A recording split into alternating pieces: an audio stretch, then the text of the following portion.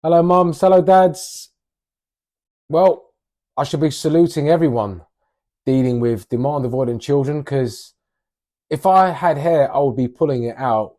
Today, we're talking about the morning storm. Oh, my goodness. By the way, if we've not met, nice to meet you. My name is Jem. And if you have been here before, thank you for coming back.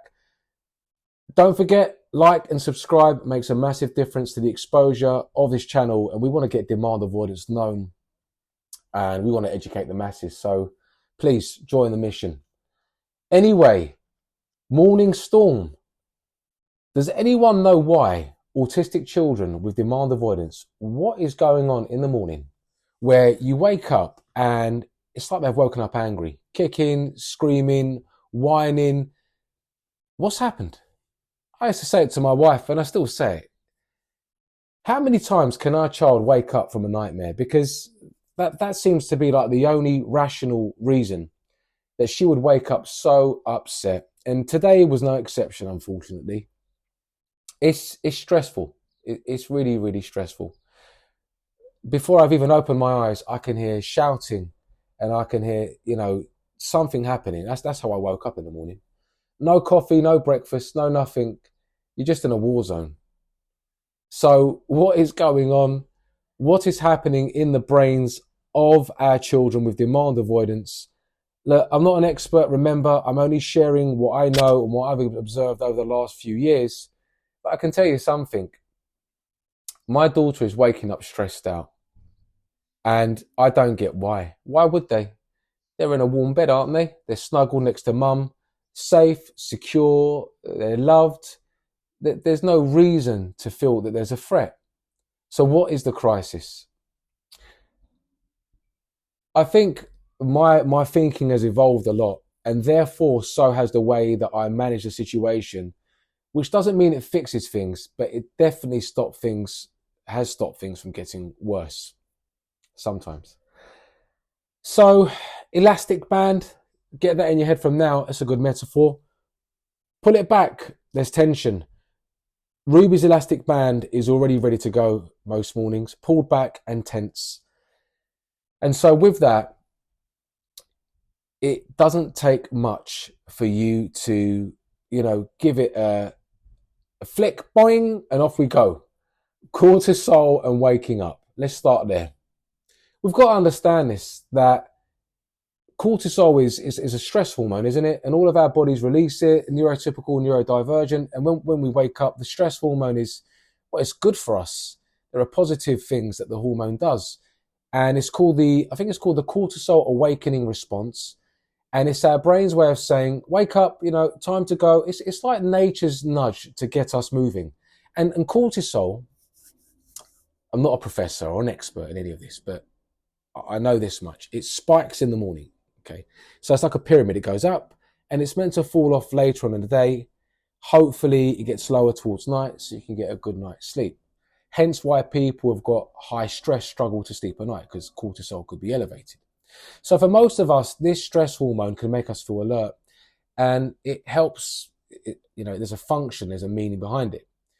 But PDA brains, or demand avoidant children, this doesn't feel like alertness, right? So cortisol doesn't feel like alertness. It looks more like danger from what I can see, because the same cortisol spike is interpreted just different, right? Maybe you wake up and say, all right, I need to get up, I need to get the cats fed, or I've got to get to work, whatever. But in my daughter's brain, it's more like, whoa, no one's in the room, or I'm angry about that, something's wrong, I'm not safe, or someone's too close to me, or mum's hugging one of the other kids, and that's not what I expected, and that's not what the outcome should be. And so it's not the hormone that's the issue, it's the meaning that their brain attaches to a physical sensation or some sort of stimulus that they have. And they wake up when they're going to fight or flight. Now they feel like they're under threat, and you don't know why as mum or dad, and they don't know. So that makes it even more troubling when they're small, because they're not aware of why, and it's harder for them to reflect and then therefore to regulate. So cortisol, yeah, your body releases it. It's like getting the engine purring, warming things up. And not for Ruby, doesn't make the engine purr. It's more like a fire alarm.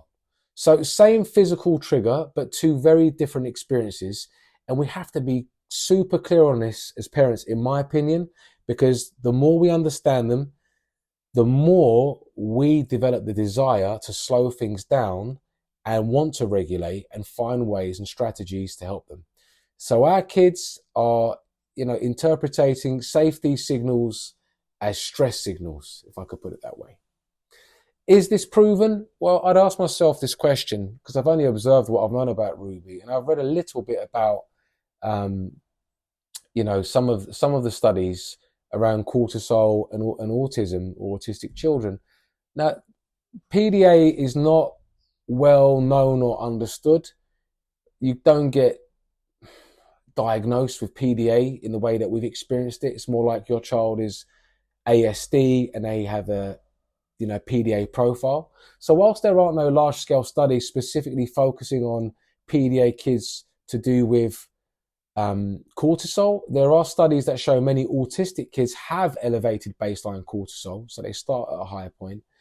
And it also shows that the normal daily drop-off in cortisol is different. So that drop-off, the pyramid I spoke about, they don't get that same sort of drop-off. And, there are studies that I can put into the notes. And if you're interested, you can look at how there's atypical cortisol rhythms found around, say, school stress and transitions from different scenarios, for one, and just how autistic children's, their stress response affects their behavior and functioning.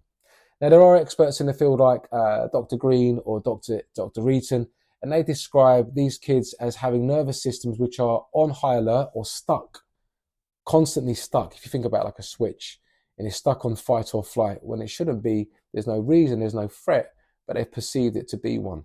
So while cortisol isn't the whole story, it's certainly, I would say, it's like a big clue to that story. So anyway, back to Ruby, back to the storm. What do we actually do? Well, when we were in the eye of the storm this morning, I would tell you that the first thing is do not try to correct, right? Don't do the old, stop it, you're always kicking off, wake up happy, what's wrong with you? Look at your siblings. We used to do that. And that just used to send her into a spiral of anger. We're back to that same quote that I have on my wall here, and I say it to myself: a dysregulated adult can't help a dysregulated child. A dysregulated adult can't help a dysregulated child. I have conversations with myself before I go to bed. When I do my reflective writing and I get round to it, I say, get ready to take a breath in the morning. Yeah, when the alarm bell kicks off and Ruby's not happy, we need to regulate ourselves. Yep, so get it in your mind, get prepared for it, and when it happens, a nice deep breath. I go into it where my voice is low. I try and get her to mirror what I'm doing. I want her to sort of like experience the calmness that I'm trying to create. Not that it always works, but it doesn't make things worse. I get down to her level and I never try and pull her up. Come on, get up now, off we go. I've said it before, I think urgency is the biggest enemy to demand avoidance. It just escalates. Now, getting somatic is another good idea. So we find that physical touch can help, gently stroking her arm or her hair or her back. Not when she's in full, flight mode and she's kicking and punching and she's throwing left and right hooks. Might want to stay away from that. But when she's kind of just irritated, trying to ground her with touch really does help. Now, questions that redirect do help. So my wife done this morning and it worked a treat. She was upset, she was whining, she was really, irritated. Do you want to go downstairs, or do you want to eat cereal or toast?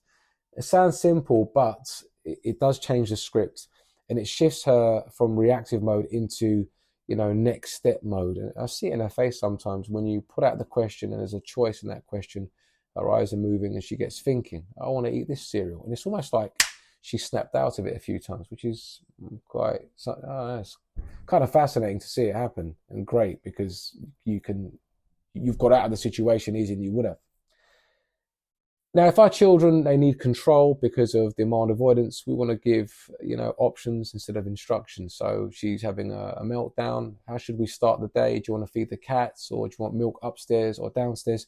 These tiny choices do also help when Ruby's having an episode in the morning.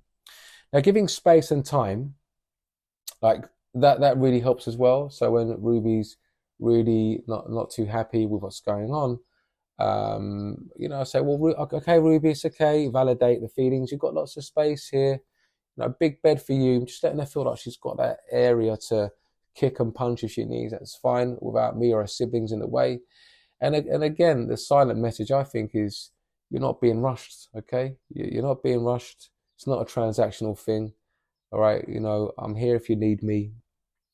Let the storm continue, but I'm not making it worse. Now, once the storm has passed, maybe we can do a video on this, on the kind of like restorative conversations. I've asked Ruby before. I say to her, Ruby, if you wanted your hippo to wake up happy, what would he need to do? Oh, he'd need to wake up with mummy there, or having lots of space, or he doesn't like the room too hot, and that's why we've got aircon in her room. So these are sort of like secret. I see it's like little bits of gold dust that I'm getting out of her to learn about how she thinks about waking up feeling good or more regulated. There are other things where I'll have a nap and I'll get her mum to play the curious child and encourage Ruby to try and regulate me. So I make out that I've been a bit grumpy. It's okay, Daddy, you're safe. You're all right. You need a big cuddle. But that's a bit more of a work in progress, the restorative conversations around this. Because sometimes she'll say, I've woken up later. I say, what happened? What was going on for Ruby? I don't know, Daddy. I just wasn't happy. And I don't really push the issue. As she's got older, she's become more aware. So these reflective conversations seem to be a little bit more sophisticated, if I can use that word. But as you can tell from the tone, and I hope you can get what I'm trying to get across, there's no silver bullet. Everything is changing. Take a picture of the ocean, and 1 second later take another picture, and not one wave is going to be in the same place. And I think it's the same thing with our kids. They're growing, they're changing. And the only thing that I want to keep consistent is that I am emotionally regulated, and I can use these strategies to help them along, rather than, use aggression to silence them, which is only going to make things worse, in my opinion. What do you think? Any good ideas? Try them out. Let me know. No silver bullets, remember. Hit the like button, subscribe. Let's get exposure. Let's build some awareness around demand avoidance. And let's go from there. All right. Have a lovely day. Thanks for watching.